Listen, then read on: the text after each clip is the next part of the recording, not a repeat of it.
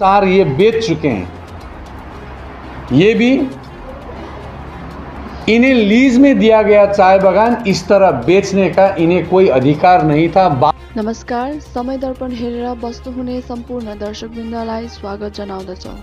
मनोरञ्जनमूलक video साथै वरिपरिका खबर हेर्नका निम्ति यस च्यानललाई सब्स्क्राइब गर्न नभुल्नुहोला। हेर्नुहोस् खबर विस्तारमा। नमस्कार, सिलीगुड़ी जर्नलिस्ट क्लब के सभी सदस्यों को आज मैं नवरात्र के काल में जो प्रेस संबोधन कर रहा हूं, तो इस नवरात्र के उपलक्ष्य में सभी को मैं शारदीय शुभेच्छा प्रकट करता हूं। आज एक विशेष विषय पर मैं आपके सामने सम्मुख हुआ हूं। आपको मालूम है, पहाड़ में लगभग 4 महीने से संजय बंसल का मालिकाना में जो एक कंपनी है Darjeeling organic tea estate private limited, जिसको शॉर्ट फॉर्म में हम लोग DOTEPL बोल के जानते हैं, इसमें कुछ विवाद चल रहा था। ये कंपनी श्रमिकों के ऊपर अन्याय कर रहा था, फिनेंशियल अत्याचार कर रहा था। तो शुरू में तो ये किसी को दिखाई नहीं दिया, लेकिन 4 महीने पहले, आज से लगभग 4 महीने पहले 4 जून 2022 को मैं अम्बोटिया चाय बागान गया था। ये अम्बोटिया चाय बागान जाके वहाँ के मैनेजर से मैं मिला था। मेरे साथ तब पहाड़ के एक राजनीतिक दल CPRM के ट्रेड यूनियन के कुछ अधिकारी भी गए थे। उस वक्त ये बंसल कंपनी ने, संजय बंसल ने, इनका 10 चाय बागान है पहाड़ में। पहले 14 था, 4 ये बेच चुके हैं। ये भी इन्हें लीज में दिया गया चाय बागान इस तरह बेचने का इन्हें कोई अधिकार नहीं था, बावजूद इन्होंने 4 चाय बागान बेच चुके हैं। और ये जो 10 चाय बागान था, इस 10 चाय बागान में लोगों को 2 फोर्टनाइट से 3 फोर्टनाइट होने को चला था, डेली वेजेस नहीं मिल रहा था। इसके साथ ही कई सारे वित्तीय अनियमितताएं वहाँ पर थी। तो मैं वहाँ जाके लोगों से समझा, इश्यू को देखा, और उसके तत्काल बाद 15 जून 2022 को मैं पश्चिम बंगाल के लेबर मिनिस्टर श्री बेचाराम मन्ना जी से मिला। उनसे 10 मिनट बातें की, एक चिट्ठी दिया इस मामले पर, और 2 फोर्टनाइट का पैसा उन्होंने वहीं से फ़ोन करके मालिक को खुलवाने के लिए कहा। तो इस तरह उस वक्त 2 फोर्टनाइट का पैसा श्रमिकों को मिला था। बावजूद इसके बाद भी वहाँ पर ये वित्तीय अनियमितताएं कंटिन्यू रहा। और मैंने ये सिचुएशन क्या है इसको समझने की, इसके गहराई तक जाने की कोशिश की। जब मैं गहराई में गया तो मुझे कुछ बातें पता चली। ये 2015 में पश्चिम बंगाल सरकार ने संजय बंसल को ये कंपनी चलाने के लिए दिया। तब पश्चिम बंगाल सरकार ने MOU में लिखा था कि हम श्रमिकों के ऊपर कोई अन्याय अत्याचार होने नहीं देंगे। ये लिखा गया था।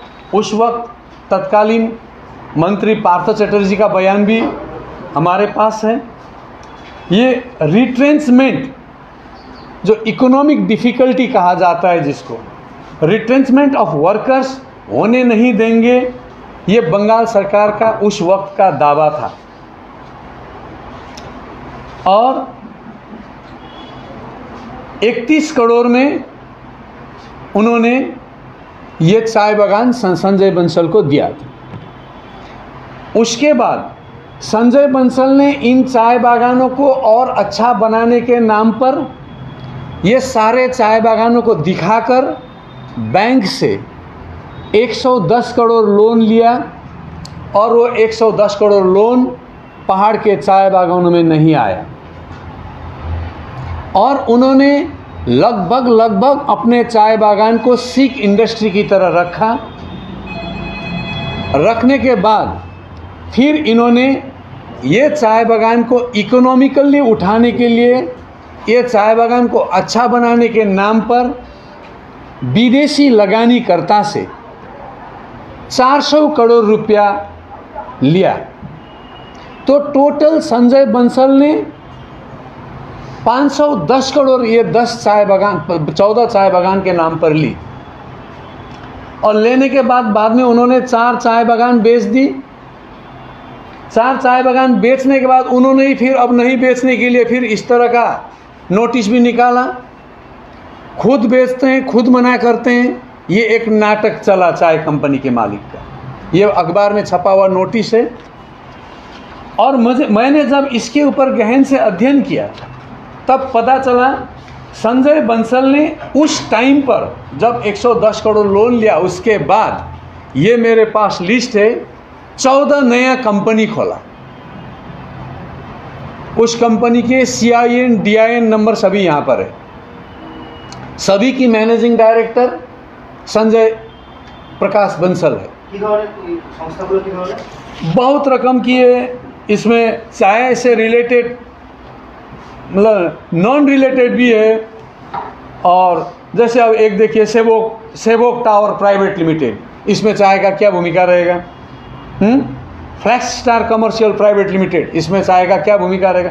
इस तरह का 14 कंपनी खोला, वो 510 करोड़ से। और आज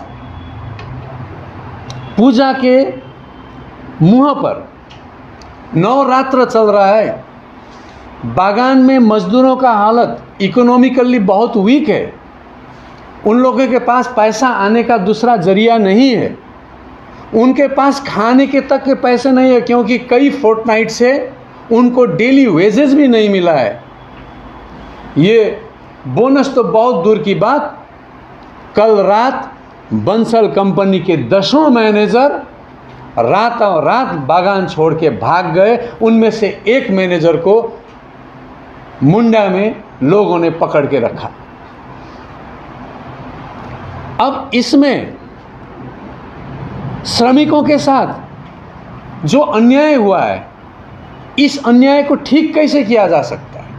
मैं यहाँ बैठ के एक विधायक होने के तौर पर बयान दे सकता हूँ, संजय बंसल को दोष दे सकता हूँ।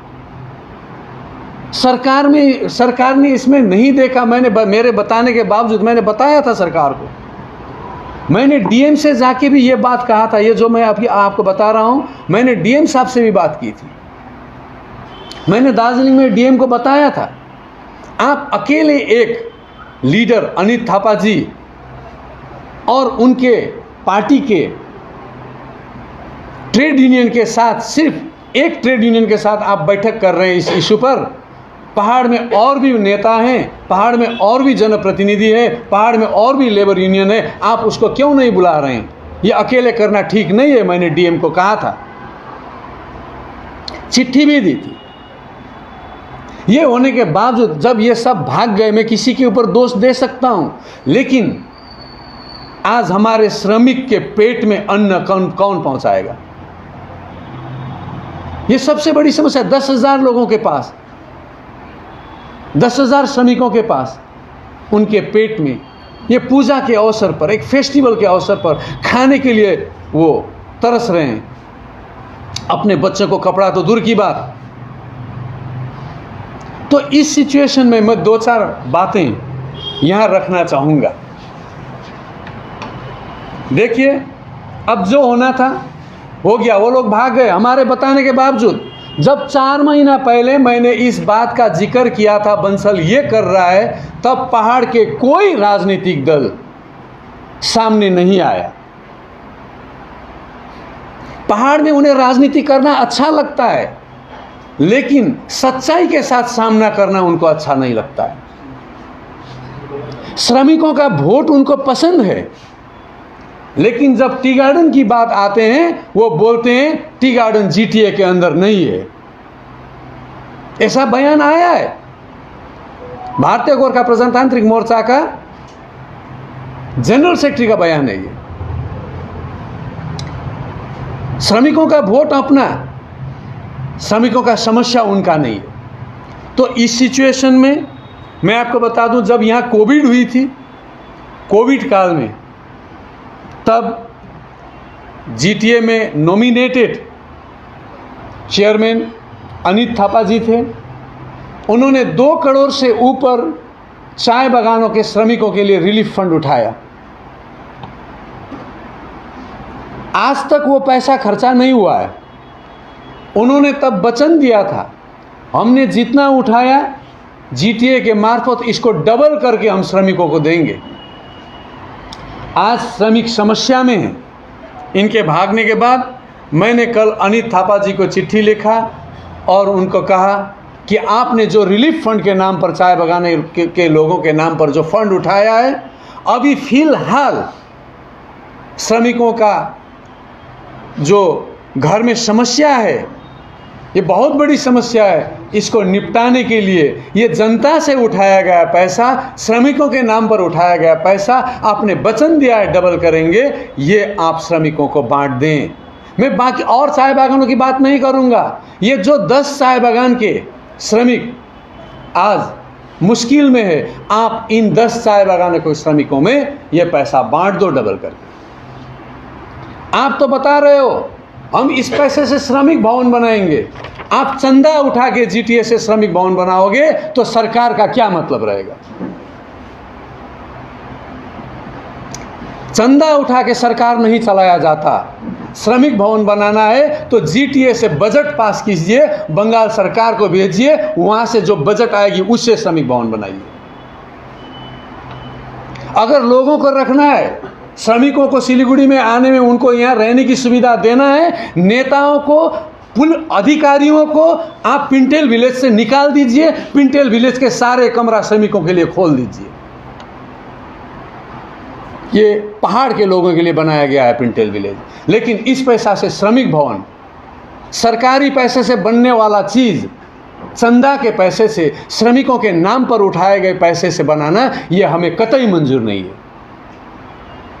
इसलिए मैंने उनको कल आग्रह किया वो पैसा जनता में बांट दिया जाए, फिलहाल का समस्या का समाधान। अब इसका आगे का समस्या का समाधान कैसे हो, ये भी मैं बताना चाहूँगा।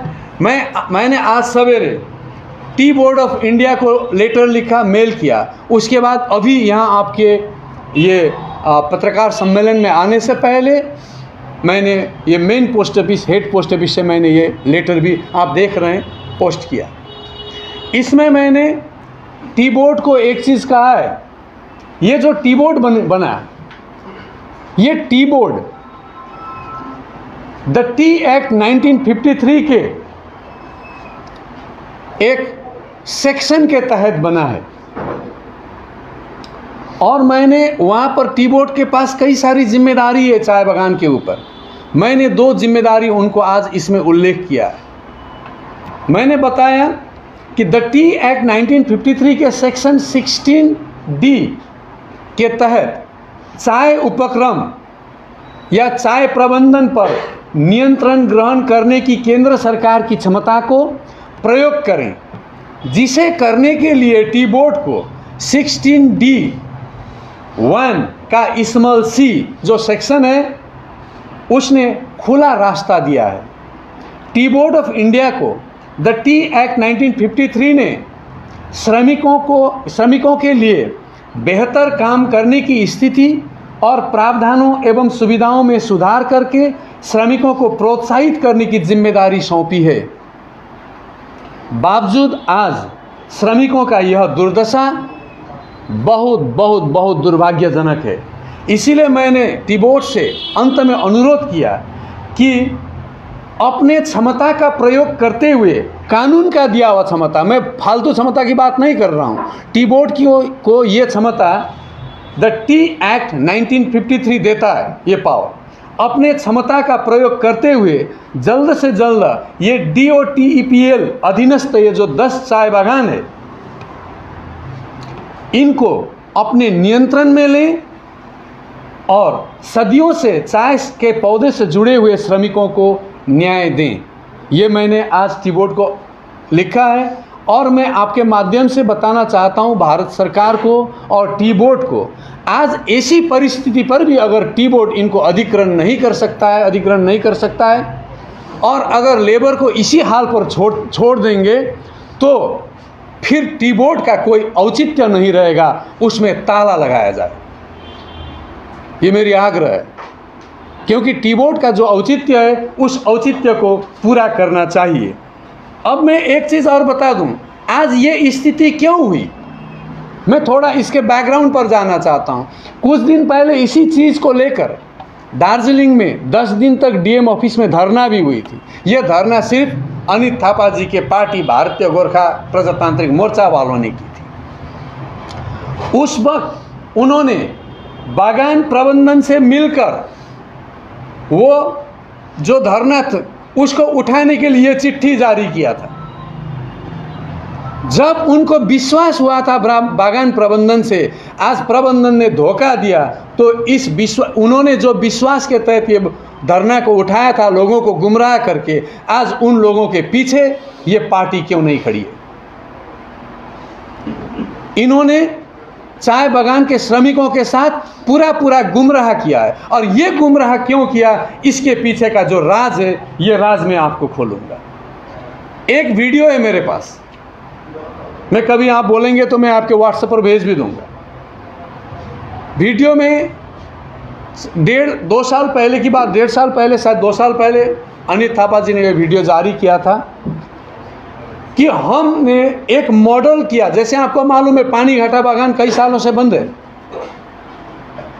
लेकिन पानीघाटा बागान में काम हो रहा है, चाय की पत्ती बीन रहे हैं लोग, वहाँ का चाय बिक्री हो रहा है लेकिन बागान बंद है। चाय का पत्ती बीना जा रहा है, वहाँ कुछ पॉलिटिशियंस मिलके श्रमिकों को पैसा देके चाय का पत्ती टीप रहे हैं, वो बीन रहे हैं और उनको बेच रहे हैं, लेकिन इसका रेवेन्यू कहाँ जा रहा है, इसका टैक्स कौन बन रहा है? ये तो सीधा सीधा चोरी का काला धंधा है। विदाउट पेइंग टैक्स एक बिजनेस चलाना ये अपराध है, ये वित्तीय अपराध है। कई सालों से पानीघाटा चाय बागान में इस तरह पत्ती बिना जा रहा है और वहाँ पर पॉलिटिशियंस लोग हैं और ये पॉलिटिशियंस का संबंध अनित थापा जी के साथ है, क्योंकि उन्होंने एक वीडियो में कहा जब लंगभ्यू बंद हुआ कि हमने एक मॉडल किया, उस मॉडल में पानीघाटा चल रहा है, हम उसी मॉडल में लंगभ्यू को चलाना चाहते हैं, उन्होंने कहा, और उसी तरह लंगभ्यू भी चल रहा है। आज इस 10 चाय बागान को भी वही हालत में ले जाना चाहते हैं। वहाँ पर पॉलिटिशियंस चलाते हैं, कोई कंपनी एक्ट नहीं है, न उनको कोई कंपनी की तरफ से सुविधा मिलता है, न कुछ मिलता है, थोड़ा पैसा मिलता है जीने के लिए, सिर्फ पेट भरने के लिए इल्लीगली बागान चल रहा है। इसी तरह इल्लीगल बागान चलाने के लिए ये जो 10 चाय बागान बंद हुआ, इसके पीछे भी अनित थापा जी का मंशा क्लियर नहीं है। मैं आपको एक ये उदाहरण देता हूँ। मैंने 31/8/2022 को ये RTI किया था, लेबर डिपार्टमेंट को किया था, बंगाल सरकार की।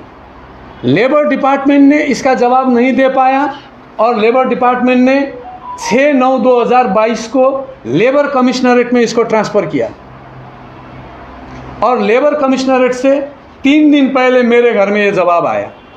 मैं आपको मेरा प्रश्न और जवाब सुना रहा हूं। मैंने पूछा था, do the department know that Panighata tea estate